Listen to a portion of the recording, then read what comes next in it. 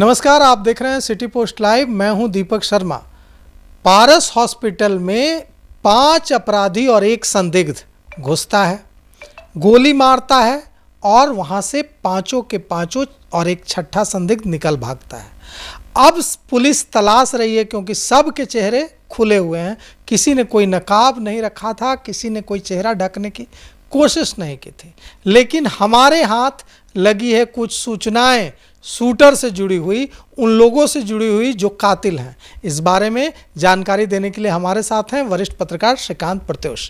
देखिए, इस तरह की वारदात तो हिला देने वाली है, क्योंकि पारस तो पटना का बहुत प्रतिष्ठित हॉस्पिटल है। वहाँ बड़े लोग ही जाकर इलाज कराते हैं, गरीब आदमी का तो इलाज वहाँ हो नहीं सकता।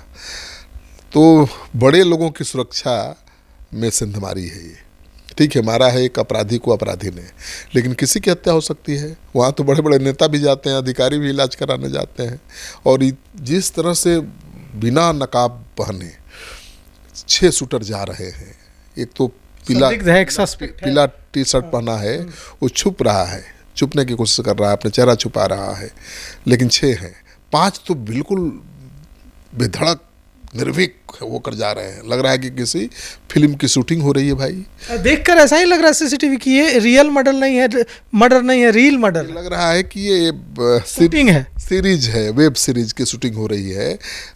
5 एक ही उम्र के शूटर गलियारे में हॉस्पिटल के घुसते हैं, अब आराम से एकदम पिस्टल निकालते हैं। कमरे के सामने पहुंचते हैं तो कमर से पिस्टल निकालते हैं। सबके पता है कि 209 में जाना है, और वो बताने वाला वही है, पीला वाला। ज़्यादा मुझे आशंका है कि वही बता रहा है, सस्पेक्ट है कि वही बता रहा है कि इस कमरे में है। कमरे तक पहुंचा कर वो छुप जाता है और ये जाते हैं एकदम फिल्म के हीरो की तरह, रिवॉल्वर निकालते हैं। 5 लोग घुसते हैं कमरे में और 4 लोग भागते हुए निकलते हैं, गोली मारने के बाद निकलते हैं। लेकिन जो सबसे आगे 15 सेकंड के बाद वो निकलता है। लेकिन जो आगे है शूटर, जो हीरो की तरह चल रहा है, लीडर दिख रहा है, वो तो आराम से लगता है कि गोली चलने के बाद उनको ठोक करके हिला के देखा है कि मर गया कि नहीं, आश्वस्त हुआ है, तब आराम से निकल रहा है। और निकल भी रहा है तो उसी स्टाइल में, टशन में निकल रहा है, भाग भी नहीं रहा, कोई डर नहीं, कोई भय नहीं। आखिरी क्षण में जब उसके साथी बहुत आगे निकल जाते हैं और अस्पताल में शोर मच जाता है, तब वो थोड़ा भागने की कोशिश करते हुए दिखाई देता है। तो इस तरह की शूट आउट होगी राजधानी पटना के एक वीआईपी हॉस्पिटल में। इस तरह का शूट आउट मैंने तो नहीं देखा है, आपने देखा है क्या? मैंने तो इससे खतरनाक शूट आउट देखा है। मैंने देखा था यहाँ द्वारिका मठ की एक ज़मीन थी बोरिंग रोड में, वहाँ पर मैं गया था, विवाद था, ठीक है, निर्माण को लेकर। और वहाँ गया तो 20-25 पुलिस वाले भी थे पहले से हथियार लेकर। और वहाँ लालू जी का एक खास आदमी अनिल शर्मा वहाँ चादर ओढ़कर, जाड़े का दिन था, बैठा था, ठीक है। बिल्डर आया और दीवार गिरा दिया, नई दीवार थी, उसने धक्का मारा, दीवार गिर गई। हम लोग इंटरव्यू कर रहे थे अनिल शर्मा का कि क्यों यहाँ विवाद है, क्या है। और इसके सोचिए कितनी भयानक स्थिति होगी। मैं माइक पकड़े था और शूटर के जो लीडर था उसी को माइक लगा के इंटरव्यू कर रहा था कि भाई क्यों विवाद है, क्या है। जैसे वो दीवार गिराया तो ऐसे चादर हटाया, वो कैमरा रोल है साहब, AK-47 निकाला, बाप रे, धड़ाम। अब मैं वही हूँ, हमको मुझे नहीं मारा, ही गरीबत है, मारा। और 3-4 और शूटर आ गए जो अपार्टमेंट जिसका इंटरव्यू कर रहे थे वो AK-47 निकाला और मारा, धड़ाधड़, तड़। बिल्डर का भाई मर गया। वही पुलिस वाले भाग रहे, कैमरा में शूट है। डीजीपी उस समय RR प्रसाद वो गए तो बोले कि ये तो जांच का विषय है। जी न्यूज पर हेडलाइन चला था मेरा cover, shoot out in Patna, कैमरे के सामने। तो पूछा कि जांच का सवाल है, विषय है कि कैसे रिपोर्टर यहाँ मौजूद था जब शूट आउट हो रही थी। तो हम लगे ये जांच का विषय नहीं है कि पुलिस क्या कर रही थी, पुलिस भी तो भाग रही थी। तो उस समय पहचानते नहीं थे मुझे, पहचाने, देखे तो हंसने लगे, माफ़ी मांगने लगे कि नहीं मैं जानना चाहता था। कहने क्या जानिएगा, पहले से विवाद है। वहाँ 2 दर्जन पुलिस वाले राइफल लेकर खड़े हैं और वहाँ निकाला AK-47, धुन दिया, छलनी कर दिया। वो आप पुलिस क्या कर रही है, जांच का विषय नहीं है कि पुलिस के रहते AK-47 वहाँ चादर के नीचे। पुलिस वाले भाग रहे हैं, गोली चला रहा था पुलिस वाले, जवाबी कार्रवाई नहीं कर रहे हैं, भाग रहे हैं भाई। अच्छा, आज जो शूट आउट हुआ इसमें कहाँ के रहने वाले हैं ये आपको पता है? और ये लोग के बारे में थोड़ी जानकारी भी है, ये भी बता दीजिए। देखिए, बक्सर का ही अपराधी है, कहा जा रहा है बक्सर का अपराधी है, बहुत खूंखार दुर्दांत अपराधी है। मैंने इसका कभी पहले नाम नहीं सुना था, क्योंकि नौजवान लड़का है और हाल ही में कुख्यात हुआ है और कई लोगों की हत्याओं का आरोप है। इसने कई लोगों की हत्याएं की हैं और इसी का कोई गैंग था बक्सर में, जिसका नाम था चंदन शेरू गैंग। हाँ, चंदन शेरू गैंग। तो चंदन तो इसी का नाम था जो मारा गया है। तो चंदन शेरू 2 अपराधी थे, उनका ही एक गैंग था। बाद में पैसे के लेन देन को लेकर, हथियारों के लेन देन को लेकर दोनों में विवाद हो गया और कहा जा रहा है कि उसी के गैंग के लोगों ने, जिनसे विवाद था, आज आकर इस शूट आउट को अंजाम दिया है। ये जो दिख रहा है ये लोग बक्सर के हैं, इसमें से शूटर बक्सर के हो सकते हैं। अब देखिए, मैं तो पहचानता नहीं हूं उनको, लेकिन जो जानकार हैं वो कह रहे हैं कि बक्सर का ही शूटर है, क्योंकि जो पहचानते हैं वो तो आराम से पहचान लेंगे। बिल्कुल। वहाँ ज़्यादा मेहनत नहीं करना, दिमाग नहीं लगाना। वो तो छुपा कहाँ रहा है पहचान, उसको तो पता होगा कि इतना बड़ा हॉस्पिटल है तो सीसीटीवी कैमरे लगे होंगे। डर क्यों नहीं लग रहा है? वो अपने को छिपाने की कोई कोशिश नहीं कर रहा है। यही बड़ा सवाल है कि अब तो डर और खौफ नाम का कोई चीज़ ही नहीं है अपराधियों में। अब पुलिस तो लगातार तैयारी कर रही है, बड़े बड़े योजना बना रही है और शूटर्स की लिस्ट बना रही है, सब कुछ कर रही है, लेकिन कहाँ डर है। अब राजधानी पटना के हॉस्पिटल में घुसकर कोई शूट आउट को अंजाम दे दे और कहिएगा कि अपराध नहीं बढ़ा है, ये गैंगवार है। गैंगवार हो या किसी तरह का वार, पटना के हॉस्पिटल में घुस के सीसीटीवी कैमरे के सामने मुंह खोल करके बिना ढके चेहरा के मार देना, ये मामूली घटना है। क्यों डर नहीं है? ये जो अपराधी हैं, इन लोगों ने अपना चेहरा ढकने की कोई कोशिश नहीं की, चेहरा छुपाने की कोई कोशिश नहीं की। जब इनको पता है कि सीसीटीवी पूरे अस्पताल में होगा, तो आखिर इतने बेखौफ क्यों हैं ये अपराधी? अब तेजस्वी यादव ने तो आज कहा है कि सुबह से 12 बजे तक 5 हत्याएं हो गई पटना और बिहार में। ये तो कौन राज है, जरा बता दीजिए। उन्होंने कहा कि पुलिस कभी बहाना बनाती है कि बारिश हो रही थी, कहीं कुछ, तो बारिश में आप बता दीजिए कि आप क्राइम कंट्रोल नहीं कर सकते। बारिश में हत्या होगी तो भाई आप अपनी रक्षा खुद करिए, लोग बिहार छोड़कर चले जाएं बारिश में। उन्होंने तंज किया कि भाई पुलिस कब कब रक्षा करेगी और कब वो लाचार और बेबस है लोगों को बता दे, ताकि लोग अपनी सुरक्षा के लिए बिहार छोड़कर चले जाएं उस समय। कितना बड़ा तंज है। तो भाई गोपाल खेमका की हत्या ने तो सबको हिला के रखा है पहले से। उसके बाद एक बालू कारोबारी की हत्या हो गई। रमाकांत यादव भी अपराधी चरित्र का था, उसके भी आपराधिक रिकॉर्ड थे, लेकिन गोपाल खेमका अपराधी नहीं न थे, उनका कोई आपराधिक रिकॉर्ड नहीं न था। उनकी हत्या तो अपराध बढ़ने का संकेत है, ठीक है। और जिस तरह से पटना हॉस्पिटल में, पारस के हॉस्पिटल में घुस के मारा, दिन दहाड़े शूट आउट हुई, तो ये तो बताने के लिए काफ़ी है भाई। जो तेजस्वी यादव कह रहे हैं कि सरकार का इकबाल ख़त्म हो गया है। इकबाल ख़त्म होता है तो डर भय खत्म हो जाता है। वही पुलिस अधिकारी हैं जो कभी अपराधियों की पतलूनें गीली हो जाती जिनके नाम सुनने से। क्यों नहीं खौफ खा रहे हैं अपराधी, क्यों बेखौफ है अपराधी? सवाल तो उठेगा भाई। तो ये बहुत बड़ा सवाल है। ताबड़तोड़ हो रही हत्याओं ने शासन प्रशासन सुशासन पर सवाल तो खड़ा कर ही दिया है दीपक। सबसे बड़ा सवाल ये है कि ये लोग जब घुसते हैं हॉस्पिटल में और वहाँ से भागने की जब कोशिश करते हैं, उस दौरान अगर इन लोगों पांचों के पास हथियार है, अगर कोई इन्हें रोकने की कोशिश करता, किसी तरह से लगता कि नहीं ये घिर रहे हैं, ये तो लाशें बिछा देते, मास किलिंग हो जाती, लाशें बिछा देते, मास किलिंग हो जाती।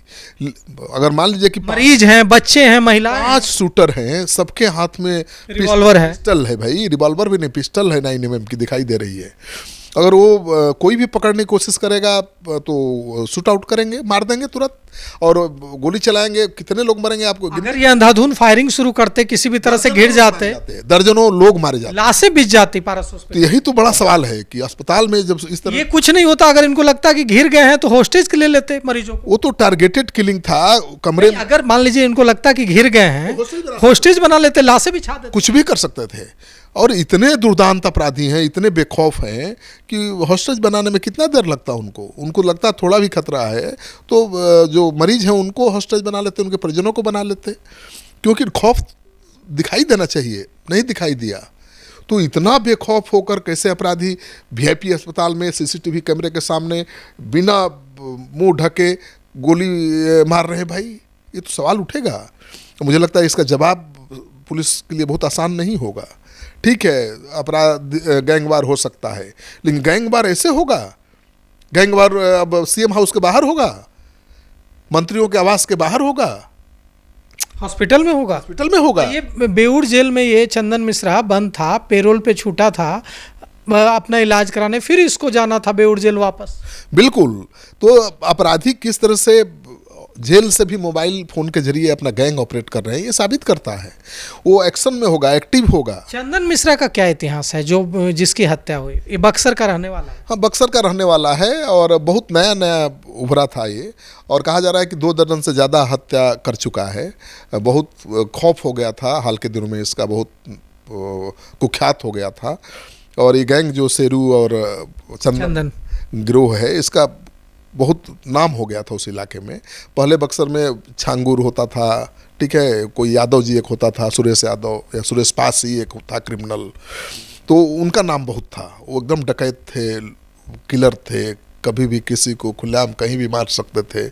लेकिन हाल के दिनों में तो बक्सर बहुत शांत था, बक्सर में ऐसा नहीं हो रहा था।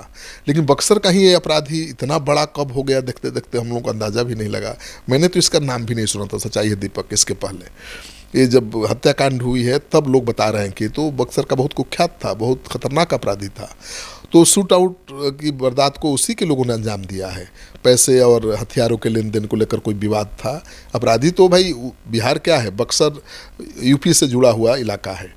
तो बक्सर के अपराधी और उत्तर प्रदेश के अपराधी एक दूसरे स्टेट में जाकर अपना अपराध करते हैं। यूपी में अपराध किया, बक्सर में घुस गया, बक्सर में अपराध किया, यूपी में घुस गया, तो पकड़े ही नहीं जाते हैं।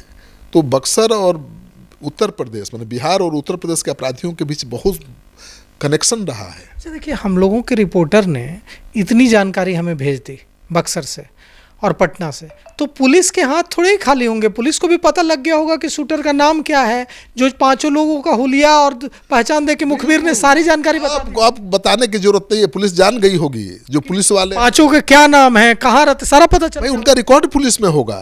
वो इतने बड़े सातिर हैं, कुख्यात हैं, उनका तो रिकॉर्ड पुलिस के पास होगा। और चेहरा वो छुपा भी नहीं रहे हैं, खुलेआम जा रहे हैं। तो अब कुछ खोजना है, जांच पड़ताल करना है। पुलिस ने पूरा जन्मकुंडली निकाल लिया होगा।